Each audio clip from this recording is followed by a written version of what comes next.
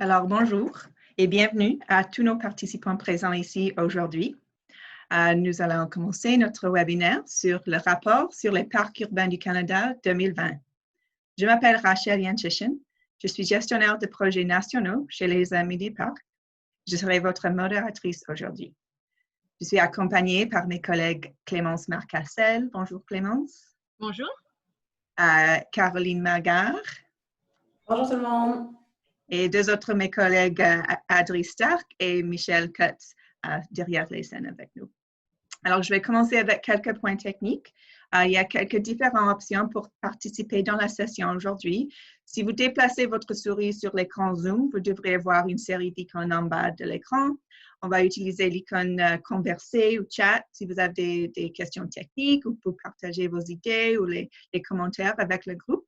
Assurez que vous choisissez converser avec tous les conférenciers participants quand vous partagez des liens ou des commentaires. Et nous aussi, nous allons partager des liens avec vous. On prendra vos questions pour la période de discussion à la fin de la présentation. Vous pouvez les poser à n'importe quel moment. On va utiliser la fenêtre de questions et réponses pour vos questions. Et la session aujourd'hui est enregistrée et sera disponible sur le site web des Amis des Parcs après la session.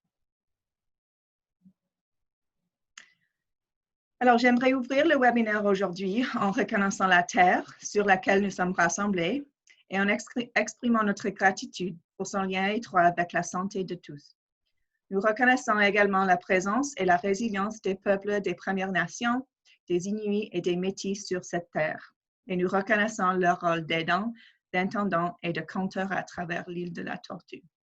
Moi, je suis présentement sur le territoire traditionnel de nombreuses nations, notamment les Mississauga du Crédit, les Anishinaabe, les Chippewa, les Haudenosaunee et les Wendat. Et je vais également reconnaître que Toronto est couvert par le traité 13 avec les Mississauga du Crédit. Nous sommes honorés de pouvoir nous réunir aujourd'hui car nous croyons que les parcs devraient jouer un rôle vital en offrant des espaces que tous les peuples peuvent partager, essentiels à la réconciliation et à la décolonisation. Nous vous invitons à vous présenter dans la fenêtre de discussion avec votre nom, votre organisation et, si vous savez, le territoire de la nation où vous êtes présentement situé. Si vous ne savez pas sur quel territoire de la nation vous vivez ou travaillez, nous vous encourageons à visiter, on partage des liens vers les sites Internet plus tard après la session. Et vous pouvez partager avec nous sur quel territoire vous vous trouvez. Alors, les Amis des Parcs, pour ceux qui ne connaissent pas, on appuie, mobilise et aide les citoyens à activer le pouvoir des parcs afin d'améliorer la qualité de vie urbaine à travers tout le Canada. Notre réseau national fournit un soutien complet aux groupes communautaires des parcs, des OBNL et les employés municipaux à travers le pays qui travaillent pour animer et améliorer les parcs. Ce réseau est composé de plus de 800 groupes et le seul réseau dédié à aider les gens à améliorer les parcs urbains. Alors, bienvenue à notre webinaire sur le rapport sur les parcs urbains du Canada 2020.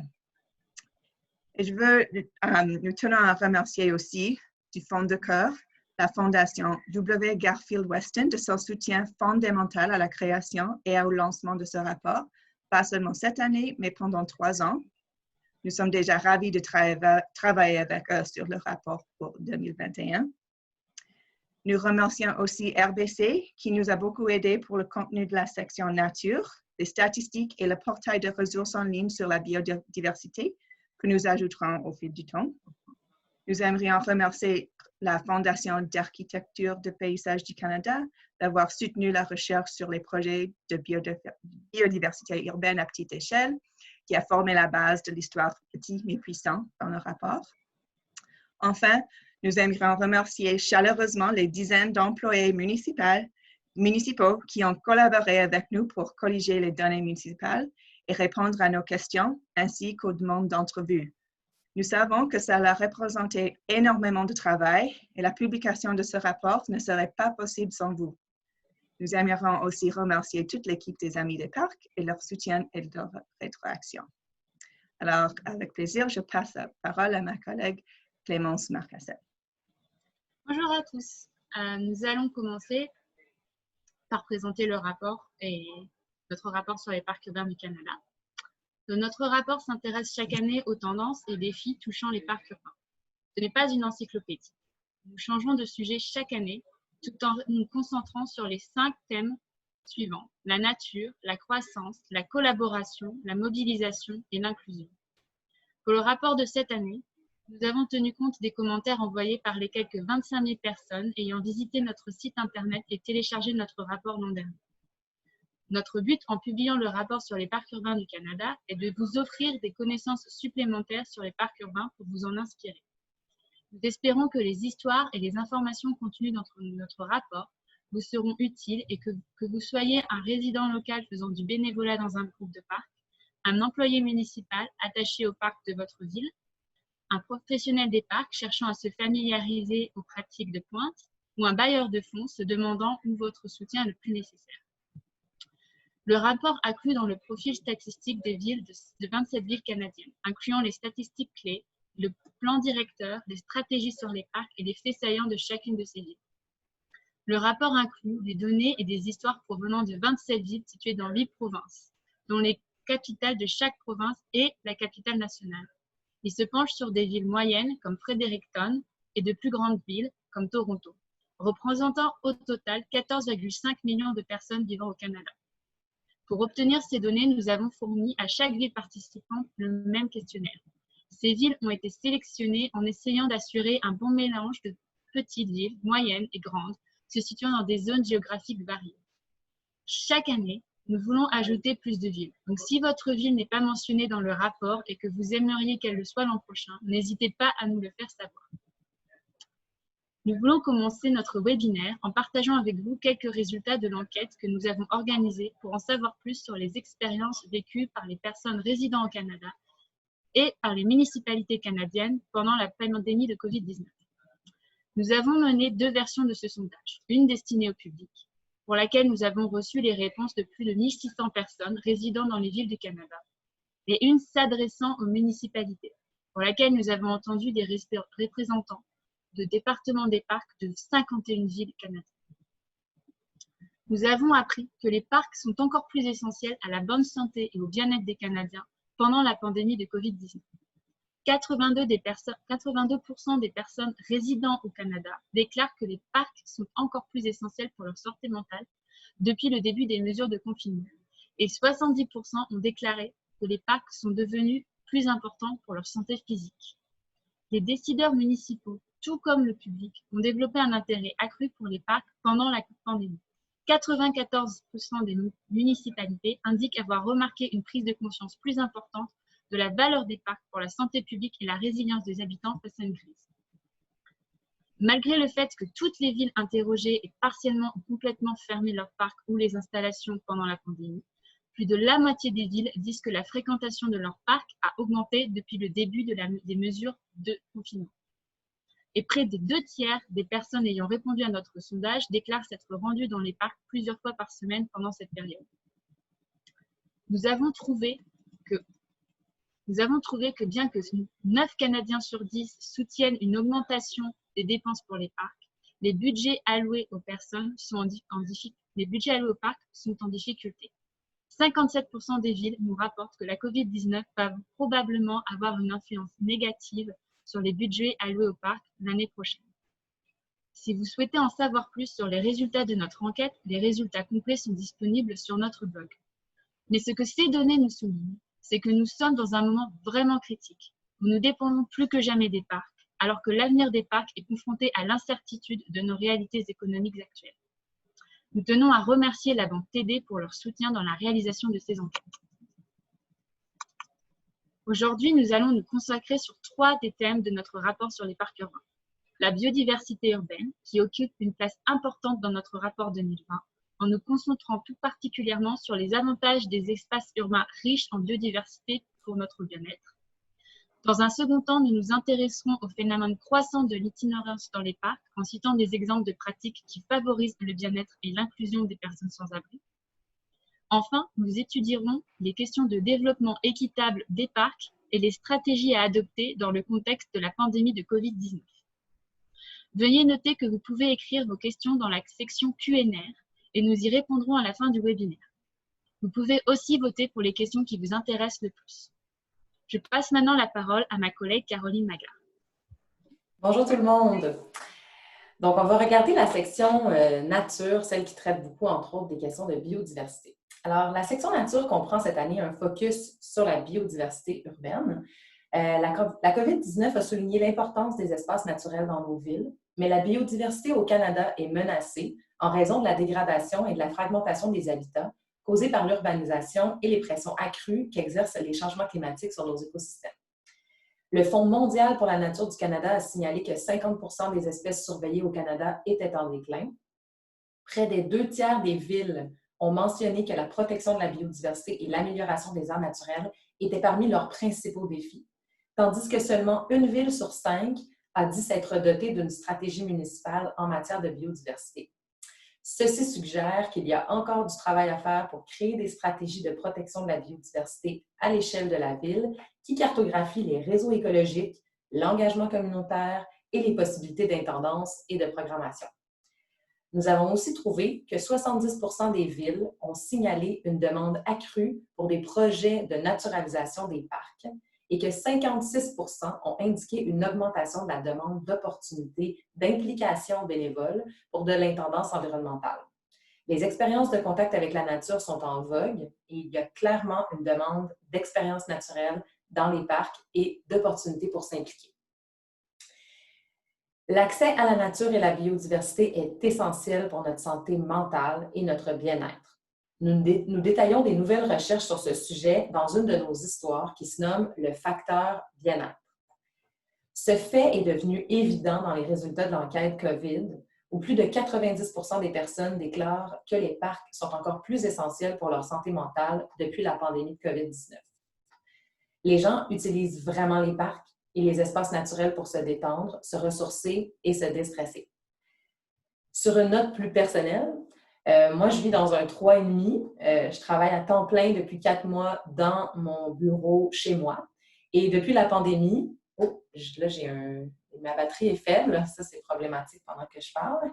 Mais depuis la pandémie, j'ai plus que jamais eu besoin d'aller marcher plusieurs fois par semaine dans les parcs de mon quartier pour me changer les idées, voir des gens, me détendre et me libérer un peu de mon anxiété en voyant un peu de vert et de large.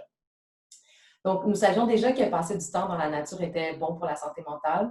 Le sujet est largement documenté et des études scientifiques depuis les années 80 le documentent. Mais nous voulions vraiment savoir si ces avantages pour la santé mentale sont affectés par les différents niveaux de biodiversité. Par exemple, est-ce qu'il y a une différence entre passer du temps dans un parc avec une pelouse et quelques arbres versus passer du temps dans un boisé ou dans une prairie? Et dans l'ensemble, la recherche a révélé que les gens rapportent un plus grand sentiment de bien-être dans des espaces qu'ils perçoivent comme étant plus biodiversifiés et que des facteurs tels que la durée de la visite et le type de verdure ont joué un rôle. Cette découverte a des implications importantes sur la façon dont nous planifions, concevons et impliquons les gens dans la biodiversité à travers la ville. Nina Marie Lister de l'Université Ryerson nous a dit que nous devons penser la biodiversité comme une infrastructure psychologique autant qu'une infrastructure verte. Un autre chercheur, Don Caruter Denhoyd, de l'Université Mount Royal, a déclaré que l'utilisation de l'Indice canadien du bien-être comme guide peut être utile. Par exemple, les villes pourraient s'appuyer sur cet indice pour faire valoir que si les programmes de bénévolat contribuent au travail de restauration naturelle, ils renforcent aussi la vitalité et le bien-être des communautés.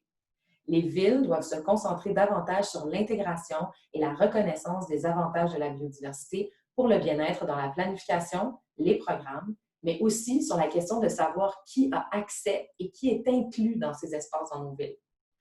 Les expériences naturelles sont-elles accessibles à tous dans la ville? Les gens se sentent-ils en sécurité et inclus lorsqu'ils visitent ces lieux? Les gens ont-ils accès à la même qualité d'expérience naturelle à travers la ville ou est-ce que certains endroits sont-ils plus verts que d'autres? Dans notre examen des stratégies canadiennes en matière de biodiversité, nous n'avons pas trouvé beaucoup de politiques concrètes sur les questions d'équité et d'inclusion. C'est un problème que Don Caruter Denhoyd a souligné comme une lacune, mais dans laquelle il considère que des travaux les plus intéressants sont à venir. Nous avons également examiné l'importance de la biodiversité urbaine à petite échelle. Souvent, lorsque les gens pensent à la nature et à la biodiversité, ils imaginent de grands parcs en périphérie ou hors des villes. Mais nous avons constaté que même les projets de biodiversité micro-urbaine peuvent avoir des avantages importants, à la fois pour les communautés et pour l'environnement. Comme l'a souligné Vanessa Carney de la ville de Calgary, les petits projets de biodiversité basés sur les quartiers, comme les jardins de pollinisateurs, peuvent agir comme des tonalités importantes pour l'habitat de différentes espèces sauvages en reliant les grands parcs naturels. Mais ils offrent également aux gens d'importantes opportunités de découvrir la nature dans leur vie de tous les jours, qu'il s'agisse d'un jardin dans leur cour à vent, dans les saillies de rue ou dans leur parc local. Il y a aussi un aspect communautaire important dans ces jardins. Manas Galib, qui a fondé le Darlington Pollinators Community Garden dans le quartier North York à Toronto, a déclaré que l'aspect social du jardin était vraiment important pour la communauté. Les enfants viennent pour découvrir différentes plantes et insectes pollinisateurs. Les résidents du quartier qui demeurent dans des grandes tours d'habitation participent à des ateliers de jardinage dans le jardin et comprennent mieux comment développer leur petit jardin sur leur propre balcon. De même, Marie-Pierre Beauvais, qui s'était impliquée dans les Amis du Champ des possibles à Montréal, dans le Myland, a déclaré que ce terrain de naturalisation permet à des personnes d'âge différents de se rassembler en découvrant des plantes et en participant à des activités artistiques. Ces jardins peuvent également être des lieux importants pour honorer les pratiques d'intendance des terres autochtones. Just Two Crows Tremblay est membre du Indigenous Land Stewardship Circle à Toronto et travaille avec les populations autochtones urbaines pour planter et entretenir des espèces autochtones dans les parcs locaux et recherche des pratiques d'entretien moins envahissantes. Yael nous a dit que pour les Autochtones vivant en milieu urbain, ces jardins sont un moyen important de rester connectés à la terre. Pour les 50% des populations autochtones qui vivent maintenant en milieu urbain, les parcs sont souvent notre seul endroit pour se connecter à la terre. Une grande partie de la guérison se produit simplement en mettant la main dans le sol. Yael voulait voir un meilleur soutien de la Ville pour ces initiatives, y compris l'éducation des membres du personnel de gestion et d'entretien du parc sur les pratiques d'intendance et des plantations autochtones. Par exemple, Yael a cité un cas où un membre du personnel d'entretien du parc a accidentellement fauché le jardin des Trois Sœurs, comme un exemple d'un manque de connaissances qui pourrait être corrigé. Clémence, je te passe la parole. Merci.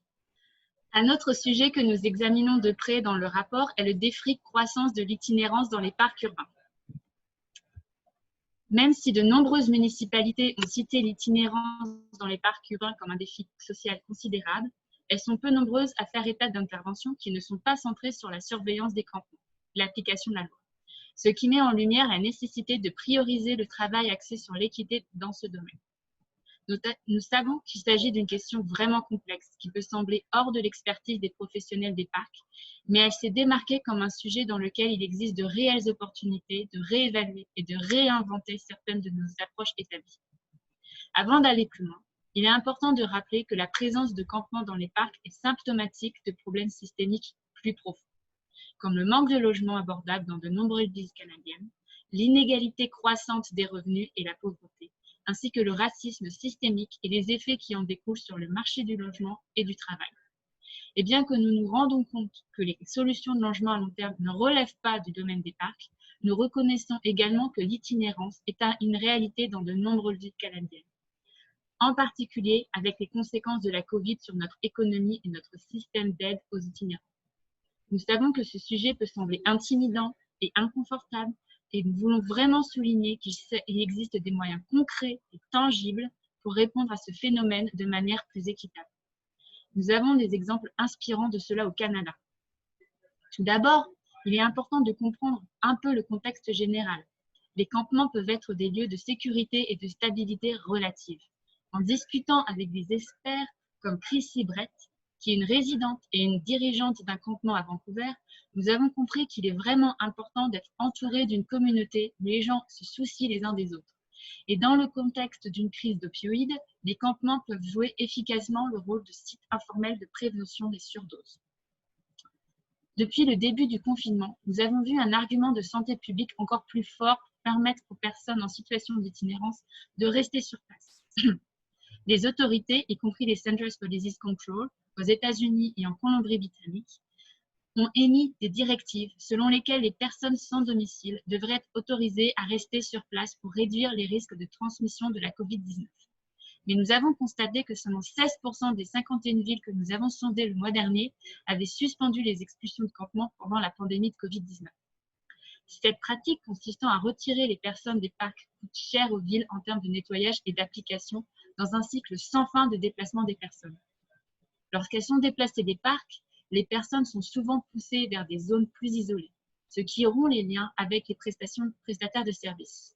D'éprouver que cela augmente les risques pour la sécurité de ces personnes. Le nettoyage des campements répète également les schémas coloniaux de dépossession des personnes de la terre, et plus particulièrement encore des personnes autochtones, qui sont surreprésentées dans les populations itinérantes. Une conséquence directe des effets continus du colonialisme et du racisme systémique.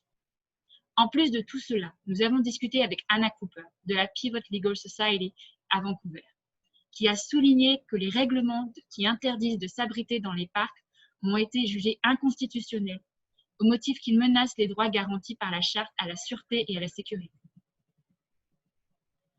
Dans le rapport, nous examinons également certaines de nos pratiques les plus indirectes qui déplacent les personnes dans les parcs, comme le mobilier urbain défensif, dont l'exemple le plus classique est le banc public avec accoudoir central, qui empêche quiconque de s'allonger.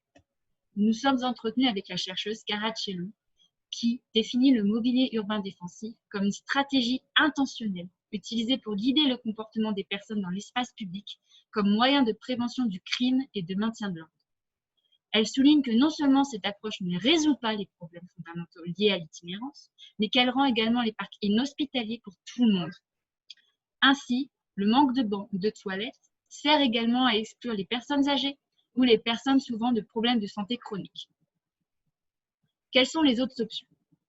Certaines sont assez simples. Avant toute chose, il est vraiment important de consulter et de collaborer avec les personnes vivant dans les campements pour trouver des solutions. Un exemple que nous soulignons est le travail du refuge pour les femmes autochtones de Montréal, dans le Square Cabot.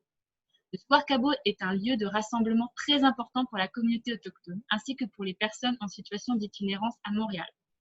Lorsque la ville de Montréal planifiait le réaménagement du Square Cabot il y a quelques années, le refuge a offert son expertise et a finalement été embauché. Il a aidé à mener des consultations et des recherches auprès des personnes vivant et se rassemblant dans le parc pour établir des stratégies qui assurent la sécurité des résidents du parc sans les déplacer. Cette recherche a abouti à l'embauche d'un travailleur social à temps plein dans le parc. Ce travailleur social est présent dans le parc 5 jours par semaine pour assurer un soutien et une relation de confiance plus approfondie avec les personnes s'y trouvant. L'idée est de fournir des équipements et des services dans les parcs, comme de l'eau potable et des toilettes publiques. Cette idée est quelque chose qui a vraiment été souligné par tous les experts avec lesquels nous nous sommes entretenus. Pas seulement à l'époque du Covid, mais bien avant. Et c'est également reconnu par l'ONU dans leur protocole national pour les campements au Canada, qui vient d'être publié ce printemps. En plus de ces recommandations d'experts, dans notre propre sondage auprès des Canadiens réalisé le mois dernier, nous avons constaté que la moitié des personnes veulent voir plus de toilettes dans les parcs et que 4 Canadiens sur 10 veulent une meilleure intégration des services pour les personnes itinérantes dans les parcs. Nous constatons donc déjà une forte volonté de changement sur cette question. Il est également important de lutter contre la stigmatisation et de faciliter l'établissement de relations entre tous les utilisateurs des parcs, qu'ils aient ou non un domicile fixe, pour apprendre ensemble à mieux partager cet espace. L'approche actuelle consistant à démanteler les campements est souvent motivée par les plaintes des riverains. Plaintes qui sont souvent enracinées dans la stigmatisation, un manque de compréhension du phénomène de l'itinérance. Il est nécessaire de rechercher les opportunités d'éducation et de création de relations susceptibles de changer les perceptions pour freiner les plaintes avant qu'elles ne surviennent. Un exemple présent dans notre rapport est le café de la Maison Ronde, situé dans le Square Cabot à Montréal. C'est le premier café de Montréal, premier café autochtone de Montréal, et il s'agit d'un pavillon situé directement dans le parc. Il emploie des membres de la communauté autochtone qui sont sans abri ou qui font face à des obstacles à l'emploi et offre des modalités de travail flexibles. Cela ne veut pas dire que l'emploi fonctionne pour tout le monde ou qu'il s'agit d'une solution universelle. Mais ce modèle d'emploi dans les parcs offre une source de revenus et contribue également à briser et à changer les perceptions autour du phénomène de l'itinérance. La croissance est un autre thème important du rapport de... Désolée, Caroline, c'est à toi. Effectivement, Clémence, la croissance est un autre thème qui est très important dans notre rapport. Merci Clémence pour ce topo sur l'inclusion, sujet complexe. Donc, effectivement, la croissance est un autre de nos 5 thèmes. On ne va pas tous les couvrir aujourd'hui, mais la croissance, c'est un autre très important cette année. D'autant plus que nous avons considéré les impacts de la pandémie qui a notamment engendré un besoin pour les espaces publics plus nombreux et de meilleure qualité, tout en centrant les questions d'équité dans leur développement et leur planification. Les pressions liées à l'utilisation accrue des parcs et au budget serré étaient autant de défis que les villes ressentaient avant la pandémie et n'ont fait que s'intensifier depuis. Nous avons constaté que les 3 principaux défis identifiés par les villes étaient de suivre le rythme de la croissance, des infrastructures vieillissantes et des budgets de fonctionnement insuffisants. Mais que seulement 63% des villes ont signalé des plans directeurs de réseaux de parcs qui répondent aux besoins de croissance. Lorsque nous avons interrogé les villes sur les impacts du COVID, 57% des villes ont déclaré qu'elles s'attendaient à ce que le COVID ait un impact négatif sur les budgets l'année prochaine. Et 50% des villes ont déclaré avoir déjà réduit les niveaux de dotation en personnel pour l'entretien et l'exploitation des parcs pendant la COVID-19. C'est donc une réelle préoccupation qui pourrait avoir des effets à long terme et dont nous allons faire le suivi tout au long de l'année et dans notre rapport 2021. Nous avons également constaté que dans notre enquête COVID, que les 2 tiers des Canadiens ont déclaré qu'ils étaient plus susceptibles de visiter un parc local préféré dans leur quartier pendant la pandémie. Fait intéressant, lorsque nous avons creusé un peu plus ces chiffres, nous avons constaté que les personnes qui disaient ne pas avoir accès à un parc dans un délai de 10 minutes étaient 5 fois plus susceptibles de ne pas utiliser les parcs du tout pendant la pandémie. Donc, il y a des gens qui ne sortent pas vraiment de chez eux et qui ne vont pas du tout dans les parcs depuis plusieurs mois. Ce que cela nous dit, c'est qu'il est important d'avoir des parcs de qualité dans lesquels les usagers se sentent en sécurité, mais qui soient aussi de proximité, c'est-à-dire qu'ils soient accessibles à distance de marche. Et ce, en particulier pendant la pandémie, où les gens sont plus susceptibles de rester près de chez eux et de visiter des endroits qu'ils connaissent déjà à proximité. Nous savons que de nombreuses villes canadiennes ont de la difficulté à faire en sorte que le développement des parcs suive la croissance. Nos données montrent que les grandes villes canadiennes denses comme Montréal, Vancouver et Toronto ont certains des niveaux les plus bas de parcs par habitant. Cela ne fait que souligner la difficulté de faire en sorte que l'espace public suive le rythme de la croissance démographique et du développement urbain, où il ne reste tout simplement pas beaucoup de terrain disponible dans certaines zones pour créer de nouveaux parcs. Mais cela amène les villes à être plus créatives dans la façon dont elles construisent des parcs. Mais nous avons constaté que ces parcs sont également plus coûteux à construire et à entretenir. Ils impliquent aussi plus souvent des partenariats entre différents propriétaires fonciers, des agences gouvernementales et des groupes communautaires pour faire avancer les choses, ce qui ajoute de la complexité, mais mène également à des parcs vraiment intéressants. Dave Hutch, directeur de la planification des parcs à Vancouver, a déclaré qu'il commençait à penser en 3 dimensions lors de la conception des parcs. Donc, pas seulement comment utiliser l'horizontale d'un espace, mais comment ils peuvent également utiliser une partie de la verticale. Le tout nouveau parc du centre-ville de la ville de Vancouver comprendra une passerelle surélevée afin que les gens puissent découvrir le parc à 2 niveaux différents. Un autre projet que nous soulignons est la High Level Line à Edmonton, qui est un projet communautaire visant à utiliser les corridors ferroviaires existants dans la ville pour connecter les espaces verts existants par un meilleur réseau de parcs. Et ces données nous montrent que les villes cherchent à utiliser efficacement l'espace et à optimiser les espaces existants, considérant qu'elles ne peuvent être en mesure d'acquérir de nouveaux terrains. Enfin, les experts nous ont également dit que la croissance ne peut pas être la seule mesure utilisée pour décider où investir dans les parcs.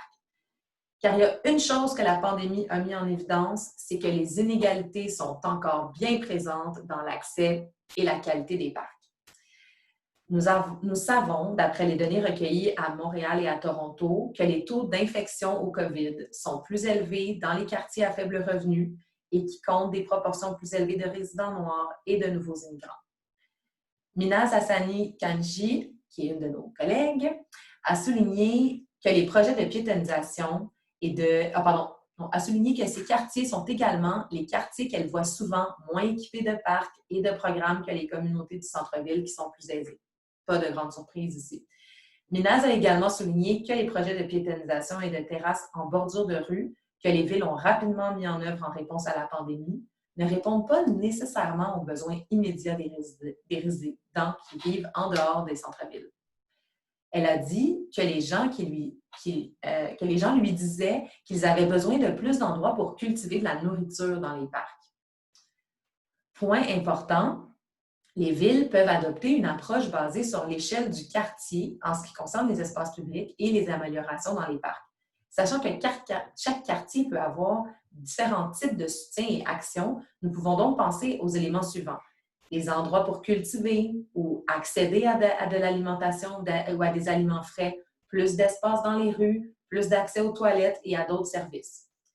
L'un des changements positifs que nous avons constatés au cours de l'année dernière est que certaines villes se sont dotées d'outils de planification fondés sur l'équité pour aider à prioriser les investissements dans les parcs au-delà des zones à forte croissance. Par exemple, le nouveau plan directeur Van Clay à Vancouver, dont vous voyez une image ici, a développé une cartographie qui repose sur quelques mesures pour comprendre quelles zones de la ville ont plus besoin d'investissement dans les parcs, mais aussi lesquelles ont été historiquement sous-investies à cet égard-là aussi. Cela les aidera à mieux cibler les zones d'investissement au-delà de la croissance démographique et du développement. Par exemple, il serait intéressant de superposer des données de santé publique du COVID dans cet outil. Malheureusement, nous n'avons pas vu d'outils comme celui-ci dans de nombreuses autres villes et nous sommes intéressés de voir si cela serait développé dans l'année à venir. Si vous avez des projets comme ça, on est intéressé de les connaître. Oui, et il serait intéressant... Où est-ce que j'étais rendue? Excusez-moi. Oui, c'est ça. Par contre, à Toronto, la stratégie Parkland, qui vient d'être finalisée en 2019, dispose d'un outil similaire. La COVID-19 nous a appris que nous devons donner la priorité au développement équitable des parcs, qui comprend la programmation des parcs et le soutien à l'engagement, en particulier en raison des principaux avantages en matière de santé publique pour notre santé mentale et physique pour ceux qui ont des parcs de qualité à proximité. C'est ce qui complète notre premier survol des principales conclusions pour 3 de nos grands thèmes, ainsi que notre enquête. Vous pouvez nous écrire vos questions, comme ça fait quelques fois qu'on vous invite, dans la section Q&R et on pourrait y répondre en quelques minutes. Mais je vais maintenant passer la parole à ma collègue Clémence pour vous parler un peu des prochaines étapes. Merci. Merci Caroline. Nous allons continuer à alimenter notre site Internet avec de nouveaux contenus et en mettant à jour les contenus déjà existants tout au long de l'année. Donc, nous vous invitons à retourner régulièrement sur le site du rapport. D'ailleurs, dans les prochains jours, nous allons publier un article sur l'itinérance dans les parcs urbains pendant la pandémie de COVID-19. Nous allons continuer d'étudier les résultats de notre enquête sur les parcs face à la COVID-19 et nous partagerons régulièrement avec vous les enseignements qui découlent de ces analyses supplémentaires. Nous pensons déjà à 2021 et nous souhaitons incorporer de nouvelles villes, de nouveaux domaines d'intervention dans notre rapport tout en étudiant de manière plus complète les effets de la COVID sur nos parcs urbains. Dans les semaines à venir, nous vous proposerons une nouvelle série de webinaires consacrés aux questions liées à l'évolution de notre travail dans les parcs urbains face à la COVID-19 en invitant des experts canadiens. Le premier webinaire de cette série est intitulé « Rues ouvertes, villes équitables » qui peut écrire le prochain chapitre de l'urbanisme. Et le second webinaire s'intéressera aux solutions créatives pour l'avenir de l'engagement public. Merci à tous pour votre attention aujourd'hui. Nous sommes très heureuses de l'intérêt que vous portez à notre rapport et nous sommes impatientes de connaître vos commentaires et vos questions. Rachel, à toi la parole. Merci Clémence. Voudrais juste prendre un moment avant la période de questions pour partager avec vous les ressources fantastiques qui sont disponibles sur notre site Internet. Ces ressources incluent les guides pratiques pour l'animation des parcs, la planification organisationnelle ainsi que nos recherches sous forme d'autres articles et rapports que nous avons publiés.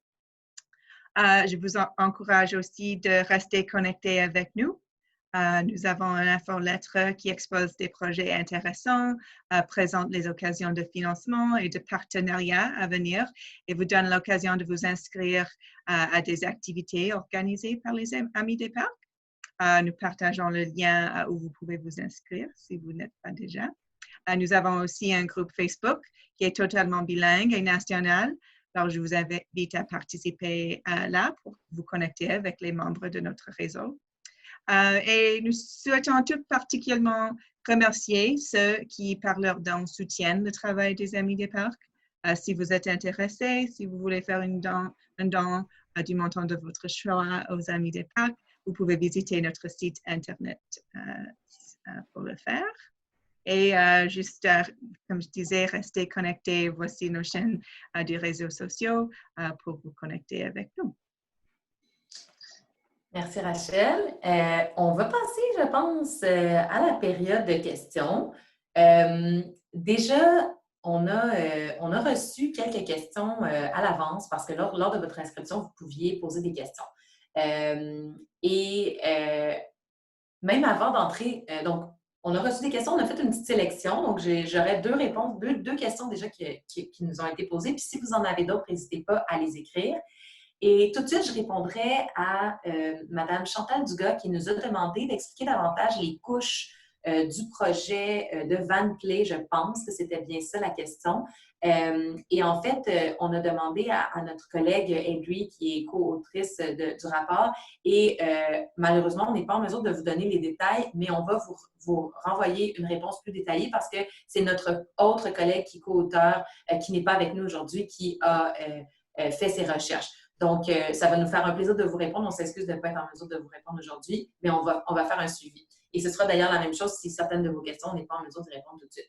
Mais deux questions nous ont été déjà posées à l'avance. Donc, la première concerne les questions budgétaires, une grosse question. Donc, la question était comment pallier aux impacts budgétaires 2020-2021 sur les investissements dans les parcs dans le contexte de la COVID. Donc, une grosse question. Et à cela, on a déjà quelques pistes de réponse. Donc, la première portion serait que, avec les recherches qu'on a faites, on conseille on a commencé comme réflexion de concentrer les efforts dans les quartiers qui ont un déficit de parcs le plus grand, considérant les impacts négatifs directs qui ont été observés dans ces quartiers depuis la pandémie. Donc, on peut rappeler des chiffres de notre enquête. Comme par exemple que les 2/3 des Canadiens ont répondu dans notre récente enquête qu'ils ont plutôt tendance à se rendre dans les parcs qui sont proches de chez eux pendant le confinement. Donc déjà, travailler davantage sur les questions de proximité. Et les personnes qui n'ont pas accès à un parc à 10 minutes à pied de chez eux, eux ont 5 fois plus de risques de ne pas être allés du tout dans un parc depuis le début, c'est ce que je disais tout à l'heure, depuis le début du confinement. Et ce qui montre à quel point il est important de développer de façon équitable les parcs urbains dans les villes et de s'assurer qu'ils sont accessibles de façon équitable. Une autre portion de la réponse, c'est d'être à l'écoute de ce que les membres de ces communautés qui sont peut-être moins favorisées recherchent. Ce n'est pas vrai que chaque quartier a seulement ou autant besoin de rues ouvertes que d'autres. Certains ont davantage besoin de parcs avec leurs services ou de jardins communautaires. Une autre possibilité est de défendre un investissement pour les parcs urbains selon les besoins de santé publique. Dans notre rapport, dans l'article « Le facteur bien-être », nous soulignons que la nature et la biodiversité ont des bienfaits importants pour la santé mentale et physique des personnes, ce qui est d'une importance cruciale vu le stress et l'anxiété des personnes depuis le début du confinement. Et enfin, il est possible de considérer une nouvelle façon de penser les pratiques d'entretien des parcs en développant plus d'espaces naturels et sauvages dans les parcs et au lieu d'avoir des places plus de pelouses bien taillées qui nécessitent plus d'entretien. ce qui améliore la biodiversité tout en réduisant les coûts d'entretien. Donc, pour l'instant, ce seraient les réponses que nous avons. Je vais passer la parole à Clémence pour une autre question qui nous a été posée déjà à l'avance et on note présentement 2 nouvelles questions auxquelles on va répondre ensuite. Merci. Oui, alors la deuxième question que nous avions reçue en avance concernait les données que nous avons utilisées pour mettre en place le rapport. Et donc, comme nous l'indiquions au début de notre présentation aujourd'hui, au début de l'automne dernier, nous avons contacté plusieurs employés municipaux pour leur demander de répondre à un questionnaire. Tout le monde a reçu exactement le même questionnaire. Et dans ce questionnaire, nous leur demandions aussi de nous fournir des documents de référence. En ce qui concerne la section nature, nous avons créé un centre de ressources sur la biodiversité qui offre une bibliographie spécifique et qui reprend tous les éléments de bibliographie que nous avons engagés ensemble pour nos recherches. Et enfin, pour tout ce qui est histoire dans notre rapport, donc sortir des données et vraiment discuter des solutions et des tendances et des meilleures pratiques. Là, nous nous sommes entretenus avec différents experts sur les sujets, mais aussi des personnes, les membres de communauté, des leaders ou les personnes qui vivent certaines des situations dont nous avons discuté pour rédiger ces histoires. Merci Clémence. Donc, on a 2 questions qui nous sont posées et si jamais, par rapport aux réponses qu'on vient de donner, vous avez d'autres commentaires, n'hésitez pas à nous les écrire. Donc, une question qui nous vient de Sophie Tremblay-Graton qui nous demande si nous avons des exemples de stratégies de biodiversité qui ont été faites par les villes canadiennes. Donc, je crois que la réponse de peut-être Clémence en a déjà un peu parlé. Donc, on a tout un centre de ressources qui est disponible en ligne, qui fait un peu le portrait de bonnes ressources, peut-être et de cas qui sont spécifiques à la question de la biodiversité. Donc, je n'aurai pas d'exemple spécifique à donner aujourd'hui, mais je vous invite à aller consulter notre centre de ressources qui devrait donner quand même plusieurs bons exemples. Et ensuite, une autre assez bonne question qui nous est posée, à laquelle, personnellement, je vais donner une petite portion de réponse, mais ça va être assez léger et je vais peut-être relancer la question à mes collègues. On verra si on est capable de répondre. Donc, qui nous vient de Rachel Dandavino, qui est une des membres de la Ville de Montréal qui a collaboré avec nous. On la remercie d'ailleurs beaucoup pour la participation de la Ville de Montréal à notre rapport. Donc, on nous demande comment les villes se préparent-elles au niveau des parcs et autres espaces publics pour les saisons automnales et hivernales dans le contexte de la COVID. Je pense que c'est comme une grosse question que tout le monde se pose, hein? J'imagine un peu comment les villes se préparent-elles. Moi, j'avais simplement envie de dire, parce que là, ça dépasse mes connaissances au niveau du rapport, que je n'ai pas fait de recherche spécifiquement à cet égard-là, mais à mon avis, c'est quand même déjà le fait qu'on a 2 saisons d'expérience qui permettent peut-être de prendre un petit peu de recul pour faire certaines décisions plus peut-être difficiles. Donc, j'ai l'impression qu'il y a quand même certaines priorités et peut-être que certaines villes vivent des priorités différentes, évidemment, mais j'ai l'impression qu'au moins elles sont déjà un peu plus préparées parce qu'on commence à avoir au moins un 5-6 mois d'expérience face à la crise. Donc, ensuite, c'est peut-être une question de priorisation. Je sais que, par exemple, la Ville de Québec a été très proactive dès le début de la pandémie pour investir dans un projet d'adaptation, d'aménagement de places éphémères par rapport à la pandémie, alors que d'autres villes n'ont pas nécessairement eu la même proactivité sur certains aspects. Donc là, c'est sûr qu'après ça, c'est très variable de ville en ville, mais j'ai juste envie de donner un petit message d'espoir du fait qu'il y a quand même 6 mois d'expérience qu'on commence à avoir par rapport à ça. Après ça, je relancerai peut-être mes collègues sur une réponse parce que je n'aurais pas beaucoup plus à dire à cet égard-là. Clémence, aurais-tu quelque chose à dire là-dessus? Je n'ai pas beaucoup de choses à rajouter par rapport à ce que tu as déjà dit. Effectivement, je suis d'accord avec toi. Quand la pandémie a touché le Canada et quand les mesures de confinement ont été mises en place, tout le monde était plus ou moins novice sur ces questions au Canada. Et maintenant, nous bénéficions de 6 mois d'expérience à ce sujet, ce qui va nous aider au cas où une deuxième vague arrive à l'automne pour anticiper certaines des questions et mieux réagir par rapport à certaines problématiques liées au confinement et liées à l'utilisation et à la fréquentation des parcs urbains pendant le confinement, que ce soit à l'automne et à l'hiver. Donc, on espère vraiment et on est optimiste sur la capacité des villes à réagir de manière plus bénéfique pour la santé mentale et la santé physique des citoyens. Je ne sais pas si Adri a quelque chose à ajouter. Adri, did you Non, non, c'est ça. Donc, Adriana ne semblait pas vouloir rajouter. Donc, on a notre collègue qui comprend le français, mais qui ne parle pas le français et qui, bon, pour ce sujet-là, ne semblait pas non plus. Je pense qu'Adriana, son axe d'expertise, c'est vraiment la question de l'inclusion et de l'itinérance. Je sais que c'est vraiment un sujet qu'elle a étudié davantage.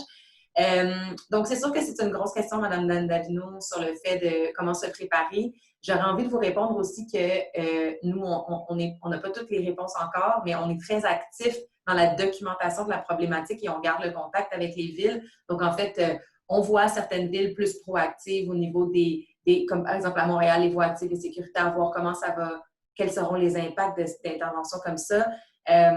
Sinon, d'autres villes sont plus proactives au niveau de la concertation et de la consultation avec les citoyens. On sait que la ville de Gatineau est actuellement dans un plan directeur d'aménagement pour des terrains inondés et a choisi de continuer à faire des processus consultatifs et de s'adapter à la COVID. Donc, en fait, on est très intéressés de continuer à documenter les bonnes pratiques. On ne les connaît pas tous encore et on s'est vraiment concentré sur le choc de la pandémie.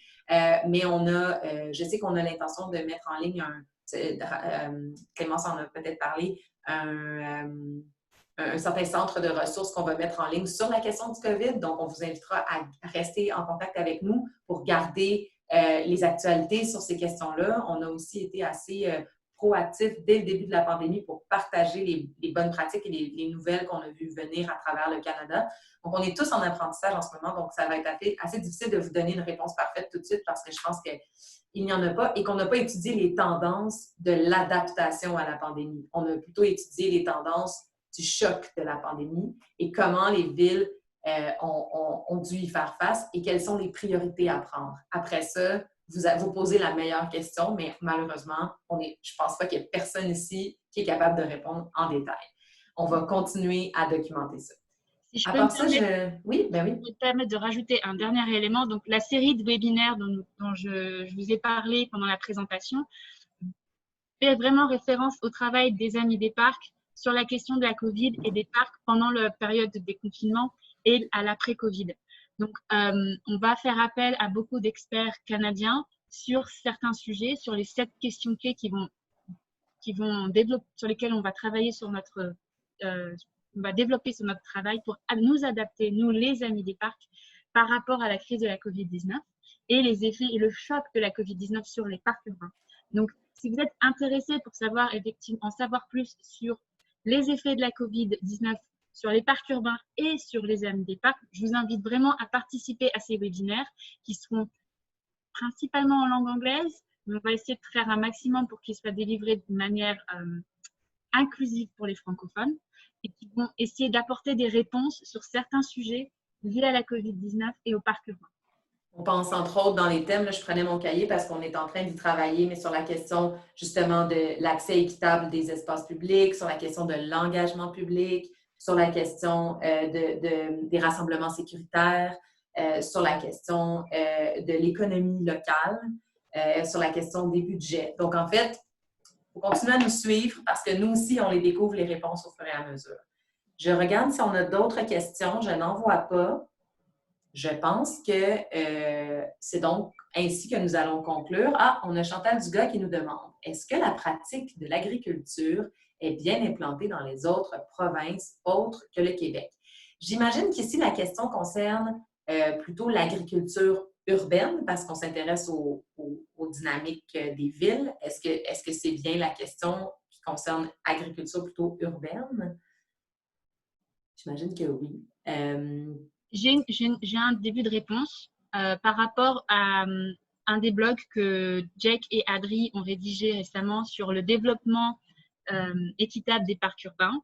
Et à Toronto, spécifiquement, il y a une demande dans certains des quartiers défavorisés et marginalisés pour un grand développement, un plus grand développement de fermes urbaines dans ces quartiers. Plus que d'agriculture urbaine et de jardins communautaires, mais vraiment de fermes urbaines où les personnes en situation des personnes défavorisées, en situation de non-emploi, puissent travailler dans ces fermes urbaines, cultiver des fruits, légumes et ensuite les revendre ce qui leur permettra de développer des compétences, que ce soit agriculture, mais aussi économique, à rajouter sur leur CV, sur leur curriculum vitae, et à développer des parcs urbains qui sont vraiment dédiés à ces quartiers. Donc, on a écrit tout un blog sur le sujet qui est dans le rapport, sur le site internet de notre rapport. Donc, je vous invite à le consulter parce qu'il y a beaucoup d'éléments sur ce sujet-là. Et c'est vraiment, on a interrogé beaucoup de personnes qui sont basées à Toronto. On a aussi des exemples à Halifax, si je me souviens bien, avec deux jeunes qui étaient venus à notre conférence l'année dernière. Je me souviens plus de leur nom, mais peut-être Adri, si tu te souviens, ou Caroline. Donc, ouais, il y a des exemples d'agriculture urbaine à Toronto, c'est sûr, à Halifax, et je pense dans les autres provinces du Canada aussi. Pardon, je m'apprêtais à partager à tous un lien vers une de nos histoires ou certaines de nos recherches du rapport 2020 sur la question de l'agriculture. Excusez, j'ai un peu de difficulté avec mon clavier. Voilà, comme ça. Donc, je pense que c'est un extrait du rapport. Voilà, je ne sais pas si, même je sais que Rachel a quand même des expériences en agriculture, je ne sais pas si elle a un point à donner sur la dynamique peut-être plus ontarienne sur cette question. On a quelqu'un qui nous remercie de la Société du Parc Jean-Drapeau. Bonjour Céline, qui nous remercie pour le travail. C'est super. Donc, en fait, voilà, on vous a partagé un extrait. Donc, il y a définitivement des cas de projets inspirants sur la question de l'agriculture. J'essaie de comprendre un peu la nature de la question parce que, bon, moi, je suis québécoise, je connais assez bien la dynamique à Montréal. Effectivement, il y a quand même une forte tendance au développement des projets d'agriculture urbaine à Montréal. Donc, j'essaie de comprendre si on nous demande est-ce qu'on a des projets encore plus inspirants ailleurs, quelle est la situation. Je n'ai pas fait ces comparatifs-là personnellement. Donc, j'allais peut-être juste demander à Rachel si elle avait un avis un peu connaissant son engagement en Ontario sur la question. Sinon, bien, en espérant que ce qu'on vient de vous partager pourrait un peu vous répondre à votre question. Oui, je ne suis pas sûre si je suis en mesure à répondre spécifiquement, mais oui, il y a plein d'intérêts dans l'agriculture urbaine ici à Ontario. Et comme Clémence a souligné, vraiment l'opportunité pour les gens de faire cultiver les jardins et puis ensuite à pouvoir les vendre, les fruits et tout ça. Alors, c'est très important. Mais j'entends peut-être ici qu'il y a un intérêt éventuellement à peut-être documenter davantage ce thème spécifique-là pour éventuellement comparer ou évaluer le niveau de développement de ces projets-là à travers le pays et entre les villes. C'est ce que je vois comme intérêt. Adriana pourrait peut-être mentionner un peu le travail qui est fait avec le Victoria's Urban Agriculture Program. Donc, mais ce sera en anglais. Donc ici, Mme Dugas fait juste préciser qu'on a des espaces pour des jardins communautaires dont les citoyens sont les utilisateurs et c'est géré avec les loisirs. Alors, je voulais savoir si c'était autre chose que vous disiez. Donc, est-ce qu'on traitait d'une autre question que la question de gestion avec le loisir? Donc, je vais laisser Clémence parler. Et puis ensuite, Adriana pourra peut-être compléter. Sa réponse sera en anglais, par contre. Donc, rapidement, oui. Oui, donc effectivement, les fermes urbaines, c'est autre chose que les jardins communautaires parce que la demande pour les fermes urbaines, ce sont vraiment déjà, ce sont des terrains qui sont plus grands que les seuls jardins communautaires. Ce sont des lieux qui seraient autogérés par les communautés et par les associations de résidents. Donc, pas de cogestion avec les départements loisirs et où les personnes peuvent profiter des fruits des récoltes. Donc, au sens où ils peuvent vendre les fruits des récoltes, là où les jardins communautaires sont, en tout cas dans la ville de Toronto, il est interdit aux personnes de vendre des fruits des récoltes. C'est vraiment pour une autosuffisance, pour une consommation personnelle. Là où l'idée des fermes urbaines, c'est une autosuffisance du quartier pour les résidents et où les résidents peuvent choisir aussi de vendre certains de leurs produits ou de les transformer pour en vendre une partie. Par exemple, une des fermes urbaines qu'on cite, je ne me souviens plus du nom, prépare des vinaigrettes avec les aliments qui sont produits dans la ferme urbaine. OK. Donc, c'est un petit peu différent du seul jardin communautaire parce que le but en lui-même, c'est vraiment d'aider à l'autosuffisance financière des résidents autour du parc. Là où le jardin communautaire a vraiment une visée, toujours agriculture urbaine, mais c'est plutôt une autosuffisance du foyer, de la personne qui gère et il n'y a pas d'idée financière. C'est vraiment plus potager. Voilà.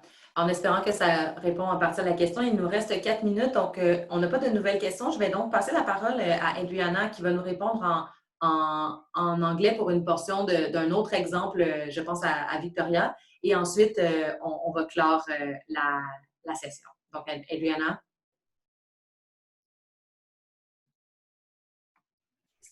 Oh, sorry. So I was just going to mention the city of Victoria is really a leader in terms of their urban agriculture program. It's called Growing in the City, and they actually have a full-time staff position within the Parks Department dedicated to overseeing all of the different food programs that take place in public spaces. So that involves community gardens and parks, as well as boulevard gardening, and it also involves small-scale commercial agriculture where residents can actually grow their own food on public property, but then be able to sell that food at a small scale.